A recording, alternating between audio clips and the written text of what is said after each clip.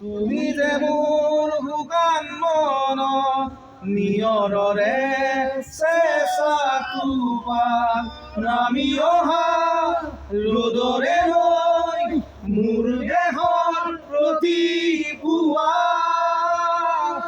ধুমুহাৰ গতে মোৰ বহু যুগৰে নাচোন। আৰু মানস দাৰ এই জন্মদিনত আজি মোৰ জন্মদিন। সদায় জন্মদিনৰ দিনা গা পা ধুই আই বোপাই সেৱা কৰোঁ। তাৰপিছতে এইটো এটা আমাৰ ট্ৰেডিশ্যনৰ নিচিনাই, আমাৰ নতুনখিনিয়ে প্ৰায় জুবিন দাৰ ওচৰলৈ যাওঁ আশীৰ্বাদ ল'বলৈ, তেওঁৰ পৰা পৰামৰ্শ ল'বলৈ। আজি তেখেত কায়িকভাৱে যদিও নাই, আমি ইয়ালৈকে আহিছোঁ, কথা পাতিলোঁ আৰু এইখিনি এতিয়া ৰাইজে নিৰ্দিষ্ট দিনটোত তেখেতৰ ৰহস্যময় মহাপ্ৰয়াণৰ বিষয়ে অৱগত হ'বলৈ অধীৰ আগ্ৰহেৰে ৰৈ আছে, আমিও ৰৈ আছোঁ। গতিকে সকলোৰে প্ৰিয় আপোন মানুহজন ঈশ্বৰৰ পুত্ৰজনৰ কথাখিনি ৰাইজে জানিবলৈ ৰৈ আছে, আমিও ৰৈ আছোঁ। অসমৰ এগৰাকী জনপ্ৰিয় সংগীত পৰিচালক, কণ্ঠশিল্পী, লগতে আমাৰ অন্যতম এগৰাকী প্ৰাণৰ শিল্পী, আমাৰ এক সত্তা বুলি ক'ব লাগিব মানস ৰবীন ককাইদেউ। মানস ৰবীন ককাইদেউ আজি উপজাতিনো আমি শুভেচ্ছা যাচিছোঁ, ওলগ যাচিছোঁ। আৰু আজি আমি ধামধুমেৰে আচলতে জুবিন দা যিহেতু আমাৰ মাজত নাই, জুবিন দা বিহীনভাৱে আমি এতিয়াও বাৰ্থডে বা জন্মদিন উদযাপন কৰা নাই। কিন্তু আমি জানো যে জুবিন দা আমাৰ মাজত ক'ৰবাত নহয় ক'ৰবাত আছে, জুবিন দা আমাৰ মাজত থাকিব সদায়। আৰু তেখেতক আমি বুকুত থাপনা পাতি সদায় সেৱা পূজা অৰ্চনা প্ৰাৰ্থনা কৰি আছোঁ।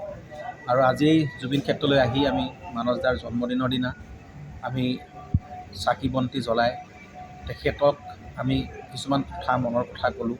মানস দায়ো মনৰ কথাখিনি ক'লে, যাতে আমাক তেওঁ আশীৰ্বাদ কৰক, যাতে আমি গোটেই প্ৰক্ৰিয়াটো যাতে আমি আগবঢ়াই লৈ যাব পাৰোঁ।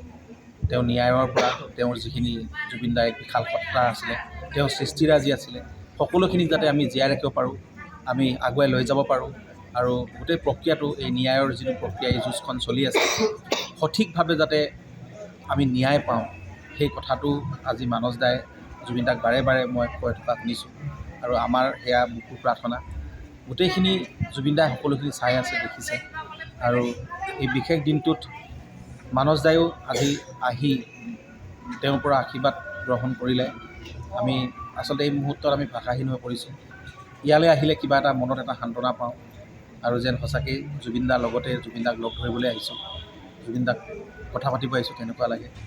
মই মানস দাক আমাৰ অসমীয়াৰ এগৰাকী আচলতে জাতীয় জীৱনৰ এক সত্তা হয়, আৰু এই সত্তাটোক আগুৱাই লৈ যাব লাগিব। আমি মানস দাৰ লগত আছোঁ, আৰু মানস দাই বহুত কিছুমান জুবিন দা আদৰ্শৰে বহুত কিছুমান পৰিকল্পনা কৰিছে, আৰু তেওঁ অসমখনক আগবঢ়াই লৈ যাবৰ কাৰণে বহুত পৰিকল্পনা কৰিছে। সেইবিলাকো হওক আচলতে। আৰু মানস দাৰ আমি পিছৰ পৰা আমি তেখেতৰ লগত আছোঁ, আমি সঁহাৰি যোগাই আছোঁ। আৰু জুবিন দাই তেখেতক আশীৰ্বাদ কৰক, আৰু মানস দাৰ লগত অসমৰ ৰাইজ আছে, আৰু সদায় যাতে আমি একত্ৰিতভাৱে এনেকৈ আমি থাকিব পাৰোঁ। আৰু